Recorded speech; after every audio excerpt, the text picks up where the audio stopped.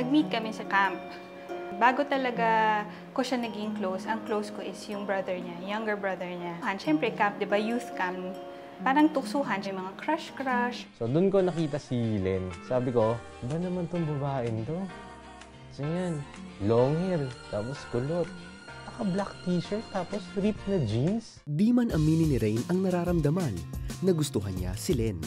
Yung crush na yon, nalaman ko na ako yon.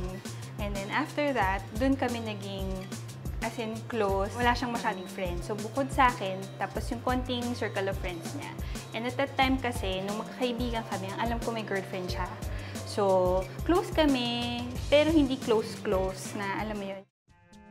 Nagulat ako nung one time tumawag siya sa bahay namin. Kasi after sa mga tawag-tawag, yung mga ganon. Then sinabi niya sa akin na he liked me. Ikaw, as a girl, may girlfriend siya, anong mararamdaman mo, di ba? So parang medyo mali yata yun. Dahil consistent nga siya dun sa pagsasabi ng I like you, yung mga ganyan-ganyan. Ayoko muna kasi yun sa mga past relationships ko, hindi tumatagal. Parang natakot na ako na ito bang tao na to ay seseryosohin ako. Lumipas ang panahon, patuloy pa rin ang pagkakaibigan ni Rain at Len. Nag-break na sila ng girlfriend niya. So parang dun ko lang inopen yung possibility na at kinonsider na pwedeng maging kaming dalawa. Lumipas ang isang taon. Almost a year na friendship, ganyan. So naging kami officially. 2002. Siya nga yung first serious boyfriend ko. I gave all my trust sa kanya. Lahat pwede kong ibigay or gawin, from holding hands to kiss, and then to hug, magiging isang anino na lang kayong dalawa. And then eventually, you can get into premarital sex. Many times we tried, sige, stop na tayo, ganyan-ganyan. Kasi nga, alam namin pareho na hindi na siya tama.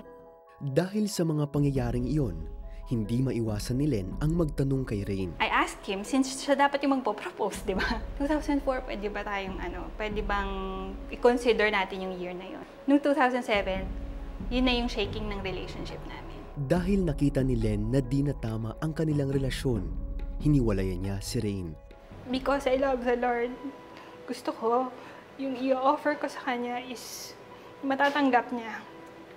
So, yun na, sabi ko, yun na yung time na I have to stop. Gusto kong mabalik yung respeto ko sa sarili ko. Lord, ikaw nang bahala sa akin. Kasi alam ko, Lord, na tama yung ginawa ko. Alam ko na conviction mo na to sa heart ko. At ito lang yung way for us to stop the sin. Sa paglipas ng panahon, unti-unting naghilom ang sugat sa kanyang puso. Nagkaroon na din siya ng kapayapaan sa buhay. Hindi na ako nag-expect na magkakabalikan kami. And then one time, naka-receive ako ng call. Tapos nagulat ako pag hello, tapos hello, Len. Parang alam ko yung boses na yun, pero parang hindi ako masyadong sure. So, tapos yun, tapos siya pala yun. Nagsasorry siya sa mga nangyari, sa mga hindi nagawang tama. Dahil sa pangyayaring iyon, muling naayos ang kanilang relasyon. At di nagtagal, sila ay nagdesisyong magpakasal.